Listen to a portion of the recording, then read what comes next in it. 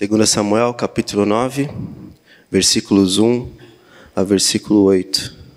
Diz assim o texto: Um dia, Davi perguntou: será que resta ainda alguém da família de Saul para que eu use de bondade para com ele por causa de Jonatas? Havia um servo da casa de Saul cujo nome era Ziba. Chamaram-no pedindo que viesse falar com Davi. O rei perguntou: você é Ziba? Ele respondeu: sou eu mesmo, seu servo. Então Davi perguntou: existe mais alguém da família de Saul para que eu use da bondade de Deus para com ele? Ziba respondeu: ainda existe um filho de Jonatas, aleijado de ambos os pés. Então o rei perguntou: e onde ele está? Ziba respondeu: ele está na casa de Maquir, filho de Amiel, em Lodebar. Então o rei Davi mandou trazê-lo de Lodebar, da casa de Maquir, filho de Amiel. Quando Mefibosete, filho de Jonatas, filho de Saul, chegou diante de Davi, inclinou-se, prostrando-se com o rosto em terra. Davi disse: Mefibosete. Ele respondeu: aqui estou, às suas ordens. Então Davi lhe disse: não tenha medo, porque serei bondoso com você por causa de Jonatas, seu pai. Vou restituir a você todas as terras de Saul, seu pai, e você sentará sempre à minha mesa para comer.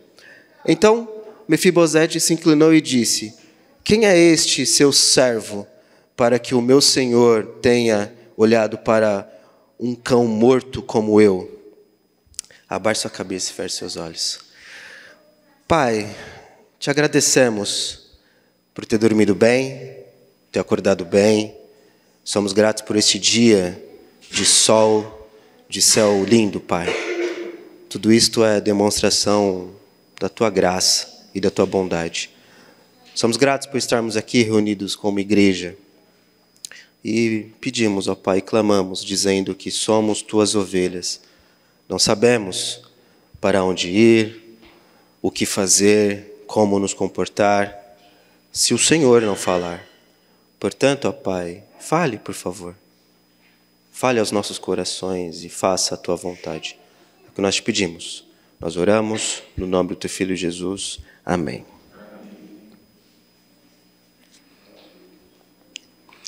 Eu gosto muito de filmes e séries. E geralmente nos meus tempos livres, quando eu não tenho agenda, eu passo praticamente o dia inteiro assistindo filmes e séries. Obviamente isso vai mudar daqui a algumas semanas. Minha filha já vai nascer. E aqueles que são pais sabem que a rotina muda, não é? Se você termina uma temporada em um dia, agora é uma temporada em um ano. Geralmente muda. E eu recebi um conselho de um amigo dizendo que agora você irá aprender que você vai produzir muito em pouco tempo, porque a rotina muda. No entanto, um dos filmes que eu adoro e que eu amo muito é O Gênio Indomável. Não sei se você já assistiu esse filme. Esse filme ele é muito bom. É um filme antigo, mas é muito bom. O nome do filme é O Gênio Indomável. Então fica a dica para você assisti-lo hoje ou ao longo da semana. E nesse filme tem uma cena importantíssima. Ela acontece após o personagem chamado Will faltar com respeito com o terapeuta Sean. E ele falta, com respeito por causa da sua falecida esposa. E no dia seguinte, então, eles estão no parque. E naquele parque ele tem uma conversa marcante. E a fala de Sean para o Will é a seguinte: você pode saber tudo sobre Michelangelo, mas não saberia o que é sentir o cheiro da Capela Sistina. Pode ter lido tudo sobre guerra, mas nunca esteve numa. Pode falar de amor, mas nunca amou alguém a ponto de se entregar totalmente. Se eu perguntasse sobre amor, você provavelmente citaria um soneto, mas você nunca olhou para uma mulher e se sentiu vulnerável. Assim como disse C.S. Lewis, amar é se sentir vulnerável. E essa conversa ainda continua entre os dois. E Sean ele diz o seguinte sobre o falecimento da sua esposa por causa de câncer. Ele diz: eu lembro da época em que ela estava doente. Era câncer. Eu ficava acordado a noite inteira com ela, segurando a mão dela. E você nunca passou por isso. Você nunca teve que acordar ao lado de alguém e saber que ela estava prestes a morrer. Você nunca passou por isso. Essa cena serve para mostrar que não importa o quão inteligente o Will era. Não importa, pois isso estava acontecendo para mostrar o quanto ele se escondia atrás do conhecimento dele, atrás das habilidades dele, para que ele evitasse se machucar emocionalmente, ao invés de amar uma pessoa. Não importa o quão inteligente nós somos, pois nós podemos ser iguaizinhos ao Will, esconder-se no meio das nossas habilidades, esconder-se por meio das nossas forças, achando que nós não precisamos da igreja, achando que nós não precisamos conversar com pessoas. Nós falamos, eu sou macho alfa, mas se passa uma barata que voa, eu já não sei, não é?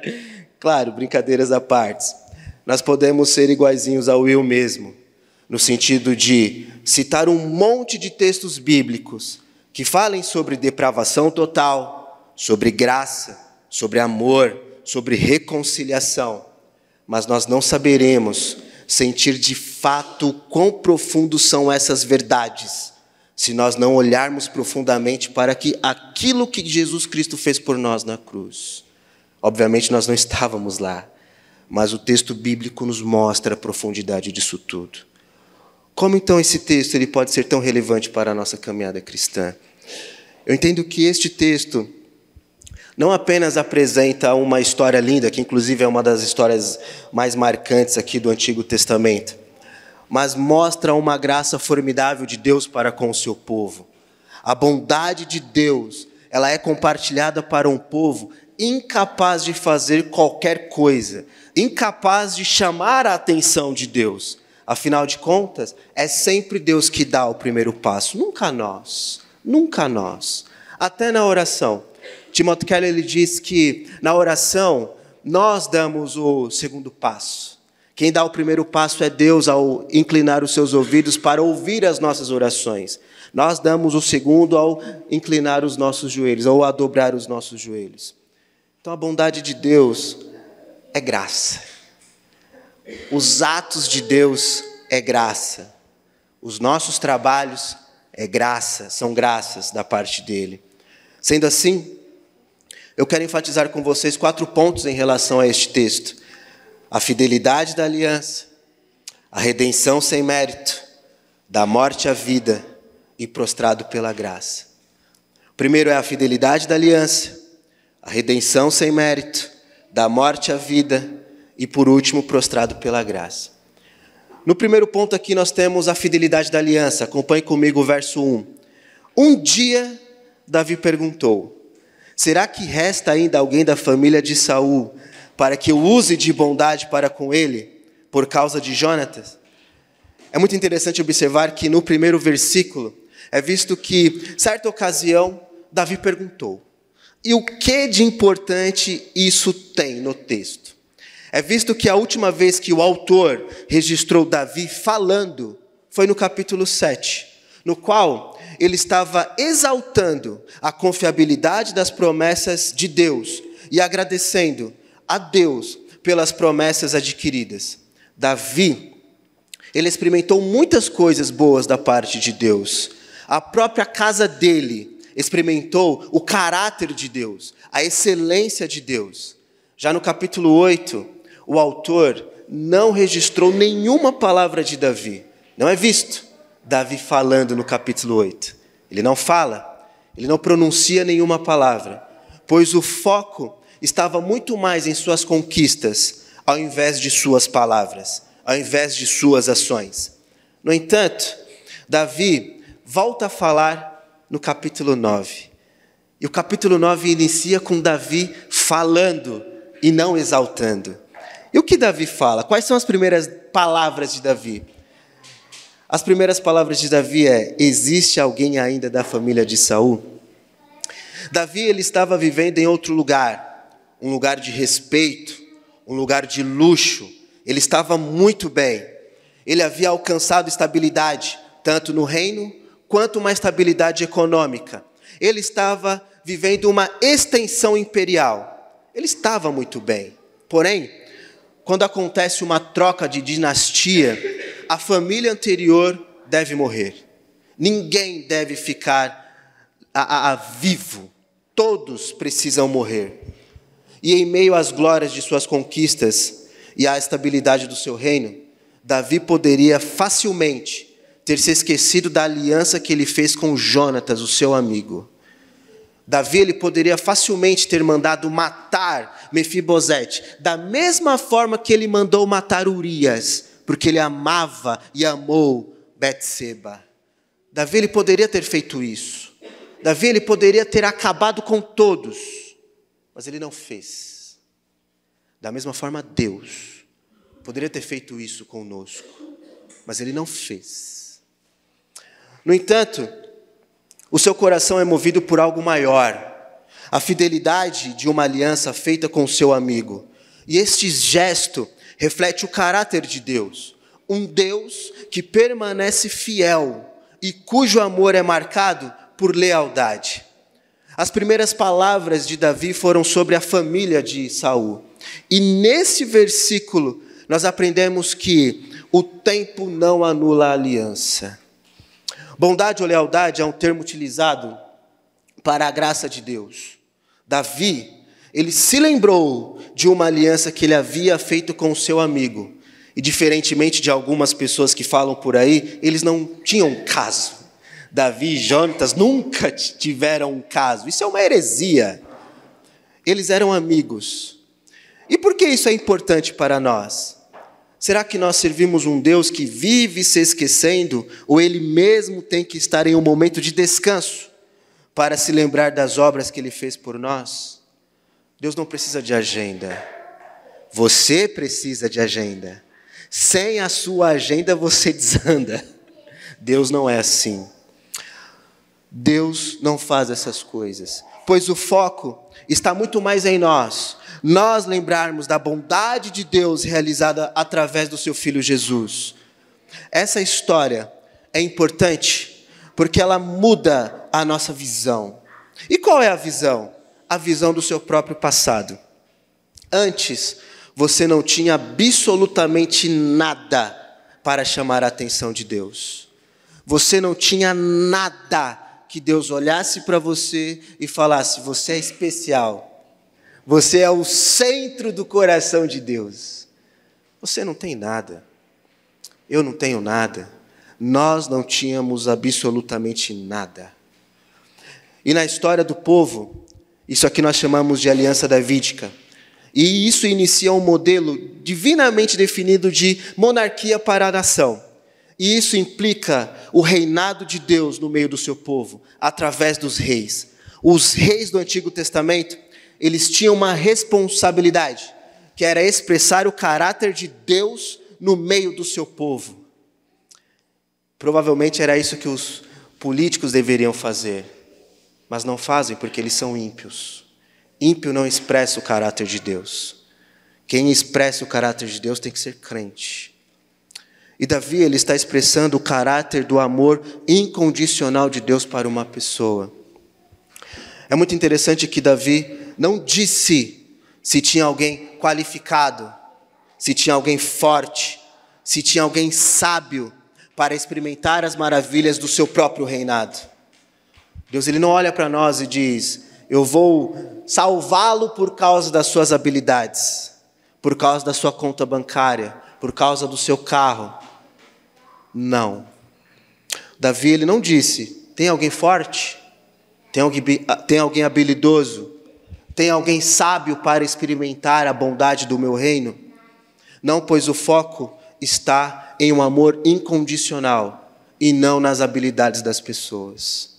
Deus ele não olha para você vendo aquilo que você tem. Ele olha para você vendo o Filho dele na cruz, morrendo por nós e nos salvando da ira do próprio Pai.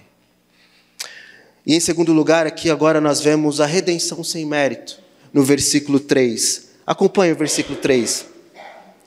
Então Davi perguntou: existe mais alguém da família de Saul para que eu use da bondade de Deus para com ele? Ziba respondeu: ainda existe um filho de Jonatas, aleijado de ambos os pés. Então o rei perguntou. O texto continua a nos dar informações importantíssimas. Como qual? A condição atual de Mefibosete. Pois a condição atual de Mefibosete, ela é uma consequência causada pelo outro. O texto, ele fez questão de relatar que Mefibosete é aleijado dos pés. E o que isso significa? Isso significa desprezo. Davi, esse homem não tem condições alguma de ser um guerreiro. Esse homem não tem condições alguma de ajudá-lo na guerra. Esse homem não consegue correr, esse homem não consegue andar, esse homem não consegue fazer absolutamente nada, diferente de Urias. Este homem é incapaz de ser uma ameaça ao seu reino, Davi. O homem olha de uma forma depravada, mas Deus olha com uma forma de graça. Davi, ele não tem nada, como nós, não tínhamos nada. Éramos aleijados espiritualmente diante do Pai. Éramos mortos espiritualmente diante do Pai. Esse homem aqui não era uma ameaça política. Davi, ele é mais um. Mata ele. Mata ele. Nós podemos ser igual Ziba. Ao invés de agir com misericórdia, agimos com desprezo com os outros. Lembra de João capítulo 5? É muito interessante aquele texto porque nos mostra que Betesda significa casa de misericórdia, ou casa da graça. E é muito interessante porque o texto, pelo menos existem brigas teológicas ali, mas enfatiza que um anjo descia e curava apenas um no tanque. Olha só o trocadilho do termo. É uma casa de misericórdia, mas ninguém tinha misericórdia do outro. Porque enquanto um descia, o outro já pulava na frente. Ninguém tinha misericórdia do outro. Nós somos assim. Vivemos na igreja, mas eu ter misericórdia do outro, nunca. Nós vivemos na casa de misericórdia, mas não expressamos misericórdia com o outro. Ziba estava dentro do palácio, mas ter misericórdia do outro? Não. Nós podemos ser assim, nós somos assim às vezes. Eu não vou expressar misericórdia com o meu próximo. Eu não vou expressar misericórdia com o meu líder, com os meus amigos. Mas naquele texto veio um. Se a casa não expressa misericórdia, se os indivíduos que estão lá não expressam misericórdia, Cristo expressa misericórdia. E diz, o que queres que eu te faça? Ziba não expressa graça. Os indivíduos que estavam no tanque de Betesda não expressou graça. Isso, Deus sabe fazer de uma forma tão bela. Nós olhamos para o outro com desprezo, igual Ziba. Igual Ziba. Ele não é uma ameaça. Nós podemos falar até assim nos ministérios, não é? Ele não prega bem, ele não é uma ameaça para o seu ministério. Ele ou ela não canta bem, não é uma ameaça para o seu ministério. Ele não ensina bem, ele não é uma ameaça ao seu ministério. Nós somos igual Ziba. Não olhamos com graça e misericórdia para o outro. É muito interessante observar que, de acordo com o texto de 2 Samuel capítulo 4, versículo 4, é visto que a ama de Mefibosete, por causa da pressa, deixou o menino cair, e ele ficou manco. Aqui está a consequência do outro. Mefibosete, ele ficou aleijado por causa da pressa de sua ama. E nós herdamos algo de Adão.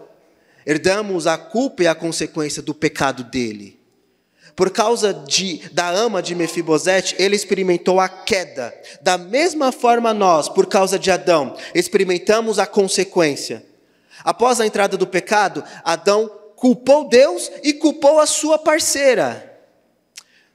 Nós éramos inimigos de Deus. E por causa de Cristo, nós fomos reconciliados. Estávamos separados de Deus e destinados ao inferno. Mas agora nós estamos unidos com Deus por causa de Cristo, por causa do Filho. Adão peca e nos traz separação, nos trouxe separação. Mas Cristo, ele nos trouxe reconciliação por meio da sua morte e ressurreição. Mefibosete, ele foi redimido da sua condição. Isso aqui é muito interessante porque é visto que Mefibosete, ele foi redimido da sua condição não por causa da morte de Davi, mas por causa da lealdade entre Davi e o seu amigo Jonatas. Nós fomos redimidos da nossa condição por causa da morte de Cristo. E sua morte expressou lealdade. No entanto, mesmo Mefibosete experimentando a graça de Davi, ele continuou aleijado. Ele continuou em sua condição. É muito interessante, meus queridos, que Cristo, ele nos mudou após a sua morte, pelo menos aqueles que o olham para ele. A bondade de Davi não é capaz de transformar a condição de Mefibosete. A bondade de Davi não foi capaz de transformar a sua condição. Ele não ia conseguir correr agora. Mas nós não estamos mais na mesma condição que antes. Isto é, por causa da morte de Cristo, a nossa condição não é morte e condenação eterna, mas é vida e paz para aqueles que estão em Cristo. Cristo agora, ele nos transforma e nós chamamos isso de processo da santificação. Será que nós continuamos da mesma forma que agíamos antes? Cristo muda a nossa vida, a nossa mente, a nossa conduta, o nosso comportamento. Continuar na mesma condição de antes é ser Mefibosete. Talvez você pode estar, poxa, Vandi, eu corro, eu ando, estou bem, mas você sabe o que passa na sua mente.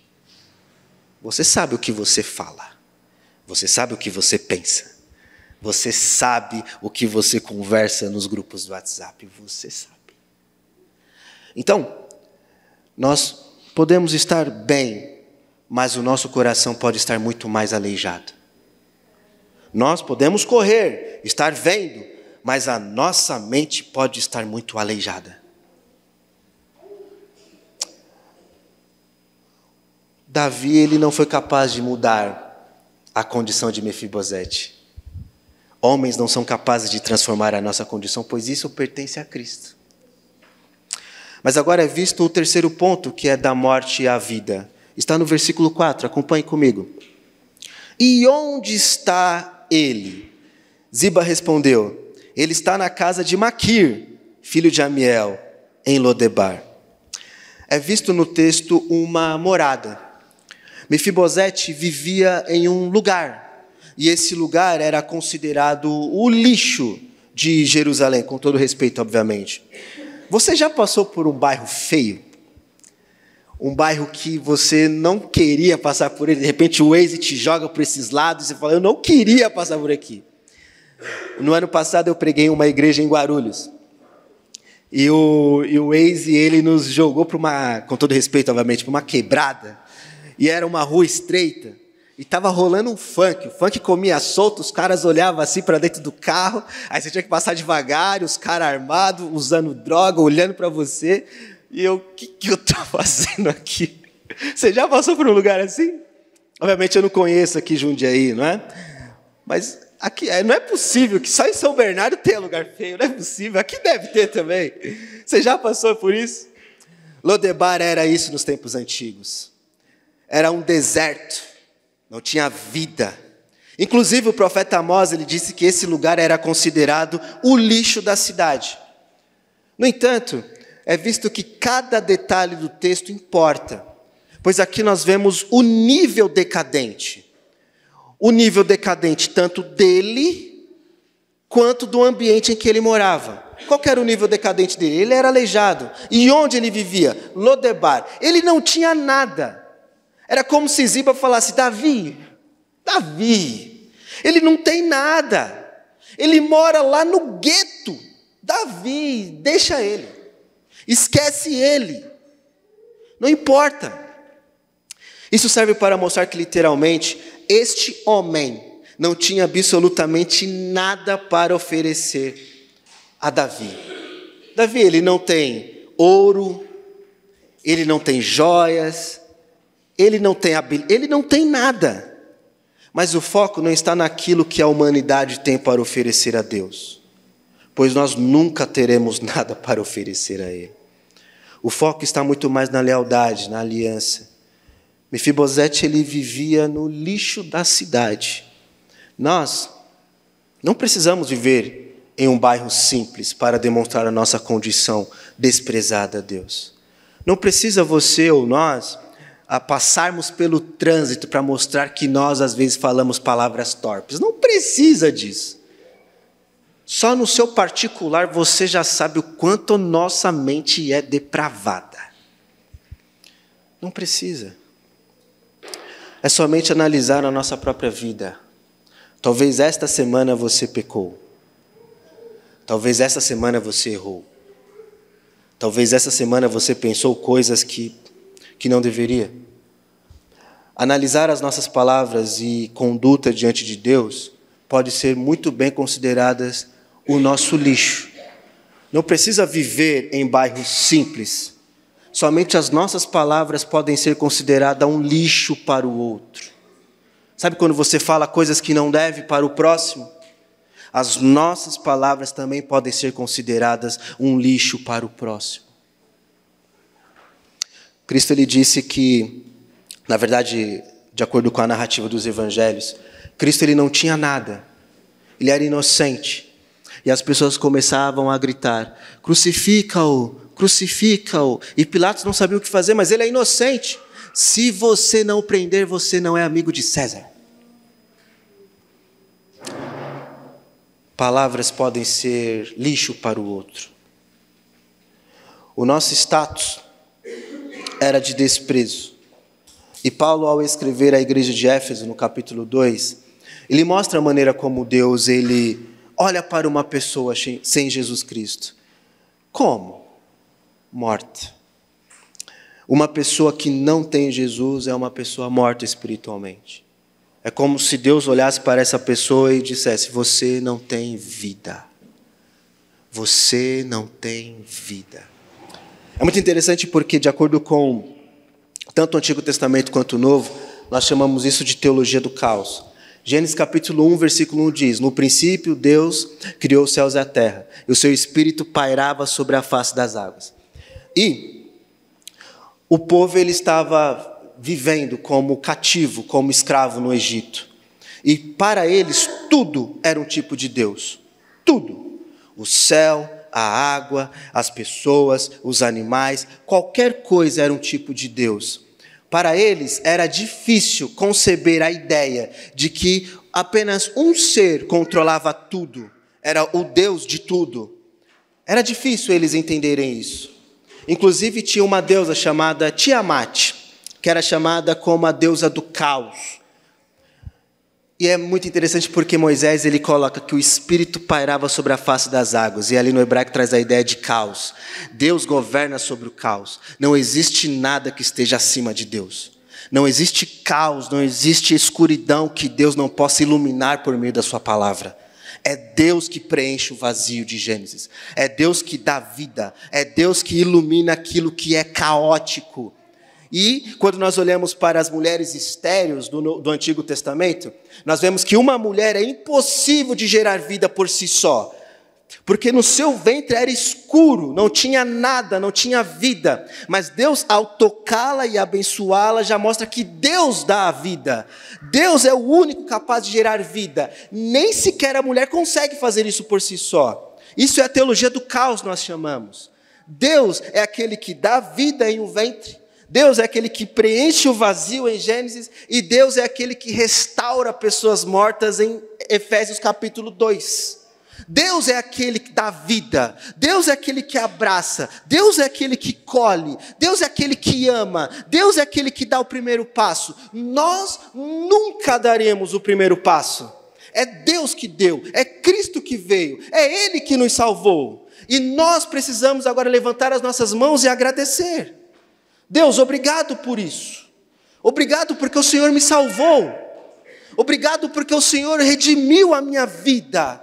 Agora eu estou reconciliado com o Pai. Agora eu estou contigo.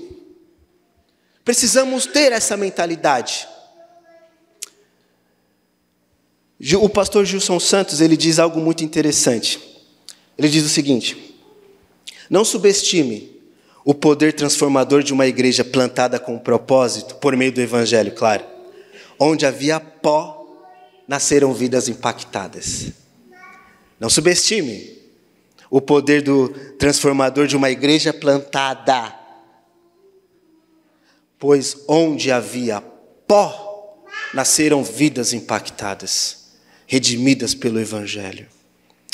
Lodebar, São Bernardo, Jundiaí, São Paulo, seja qual for a cidade, estado ou país, uma pessoa sem Jesus é uma pessoa sem vida, é uma pessoa morta. No entanto, a bondade de Deus refere-se a algo algo mais profundo. Bondade é um dos atributos de Deus, que é conhecido como um atributo moral. E isso é o caráter de Deus. Ou seja, quando nós destacamos a bondade de Deus, nós queremos dizer o seguinte: o que Deus é quanto à manifestação desse bom caráter? Ele é misericordioso. Quando Deus ele agiu em nós, por meio do seu Filho Jesus na cruz, isso mostrou a manifestação do caráter dele. Nós não tínhamos vida, mas Deus nos deu vida em Cristo. E isso é uma bela demonstração do caráter dele, da sua bondade. Deus ele tem uma morada para nós, diferente de Mefibosete. Não era mais Lodebar, e não é muito menos o palácio do rei. Deus ele tem uma morada para nós que se chama igreja aqui na terra. Mefibosete vivia em Lodebar, mas após a bondade de Davi, ele passou a viver na casa do rei. Após Deus ter realizado a obra, Cristo ter realizado a sua obra na cruz, ele nos deu um ambiente para vivermos, para crescermos juntos, e isso se chama igreja. Mefibosete vivia em Lodebar, um lugar de esquecimento, um lugar de isolamento, um lugar de vergonha, um lugar de lixo. E isso é um reflexo da nossa condição sem Cristo. Mortos espiritualmente, sem esperança e longe da presença de Deus. Mas por causa da aliança entre Davi e Jonatas, Mefibosete foi chamado para a presença do rei. Não por mérito, mas por graça. Da mesma forma nós estávamos longe de Deus, em um ambiente chamado Lodebar espiritualmente, podemos chamá-lo assim. Sem vida, mas Deus agora nos alcançou por meio de Cristo e nos tirou da morte para a vida. E mais, Ele não apenas nos salvou, mas nos deu uma nova morada, chamada igreja. É neste lugar que nós somos nutridos, ensinados e integrados na família de Deus. Igreja é isso. Igreja é a família de Deus. E logo, logo estaremos com Cristo, quando Ele voltar para nos buscar, podendo cantar todos juntos, com todos. Nós estávamos longe de Deus, por meio de Cristo, e Deus nos trouxe para perto. E com todos aqui, não é o todos, não é? É todo aquele que crê nele, obviamente. Agora, o quarto ponto é o prostrado pela graça. Observe comigo o versículo 8, por favor. Então, Mefibosete se inclinou e disse: quem é este seu servo, para que o meu senhor tenha olhado para um cão morto como eu? Mefibosete só reconheceu a sua condição após o rei chamá-lo, e não antes. Ao dizer que ele era um cão, isso significa humilhação. Era como se ele estivesse falando o seguinte: por que o Senhor está olhando para essa minha condição humilhada? Por que o Senhor está olhando para mim? Eu sou um cão, eu sou desprezado, eu sou um lixo, eu não tenho nada. Por que o Senhor olha? Isso é um grande mistério, não é um grande mistério? Por que Deus olhou para nós? Em Cristo, obviamente. Por que eu? Não é um mistério isso? Davi expressou bondade para com ele, e isso fez com que ele reconhecesse a sua miséria, depois, não antes. Mas observe algo interessante no texto. No versículo 6, Mefibosete prostrou-se em rosto em terra. Por que isso tem de tão importante? Ele era aleijado. Imagine, com todo respeito, claro, imagine uma pessoa de cadeira de rodas, e ao receber uma bênção, ela se joga no chão, ela se prostra. A bondade de Deus, ao ter sido expressa a nós, deve causar isso em nós. Isto é, o caráter de Deus nos humilha e nos faz reconhecer a nossa pequenez diante dele. Não importa o status que você esteja hoje, não importa a nossa condição financeira, não importa a cor do seu cartão de crédito, não importa as roupas que tanto eu quanto você use, tudo isso é pequeno diante de Deus. Observe que Davi disse que restauraria as terras dele. Só que veja, para Davi resgatar e restaurar Mefibosete, custou-lhe apenas uma terra. E Davi era rico, tinha tudo. O que era uma terra para ele? Claro que, se você tem condições boas, o que é uma cesta básica para você? O que é pagar a conta de luz de alguém, caso você tenha condições muito boas? O que é isso? Não é nada. O que era uma terra para Davi não era nada, é uma terra. Agora, para Deus nos resgatar e nos restaurar, custou-lhe o próprio filho. O pecado é tão sério, que isso custou o próprio Filho de Deus. Deus, ele expressou a sua bondade, e qual é a nossa reação diante dele? Franklin Ferreira, ele disse que Deus se revela de forma salvífica somente nas Escrituras.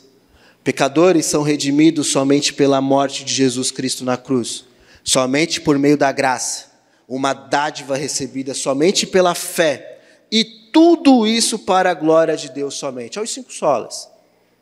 Deus nos dá a graça, algo que nós não merecíamos. Isso não é uma terra, isso é o Filho Jesus.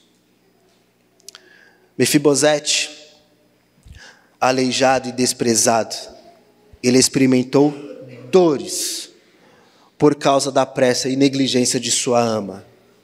Ele ficou limitado e isolado em Lodebar.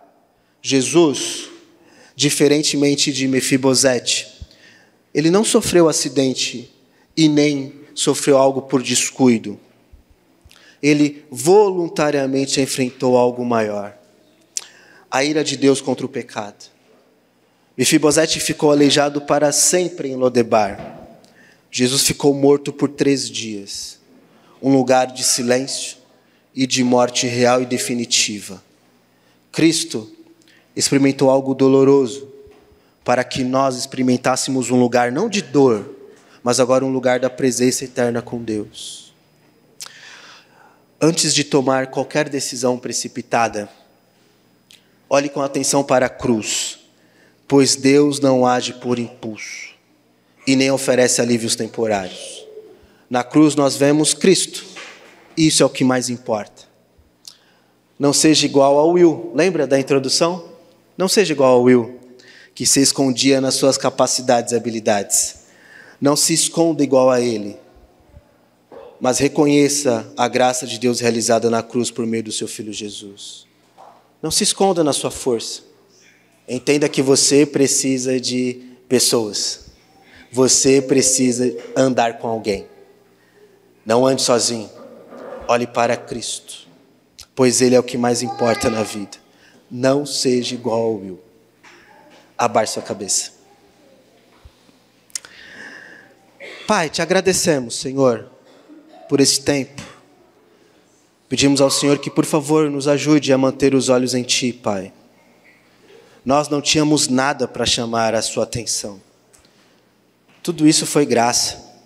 O Senhor enviou o seu Filho para morrer por nós, para morrer por todo aquele que olhe para Ti, que o reconheça.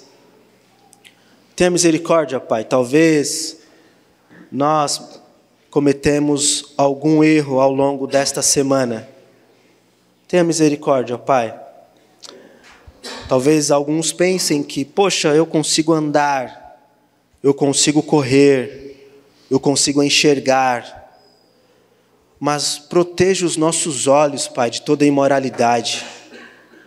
Proteja a nossa boca de não falar coisas indevidas, de prejudicar o meu próximo, de prejudicar esta igreja, de prejudicar os nossos irmãos.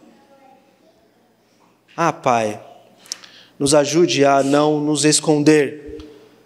Não igual ao Will, mas sim igual a Adão. Usar folhinhas para tampar o nosso pecado. Usar justificativas para nos esconder, Pai. Porque Cristo não se escondeu. Nós agora não temos mais folhinhas, nós temos sangue. E nesta igreja está o sangue do Teu Filho. Em nós está o sangue do Teu Filho. Nos guarde, Pai. Guarde o nosso coração, para que nós não, tanto eu quanto os meus amigos, os meus irmãos, não caiam em tentação.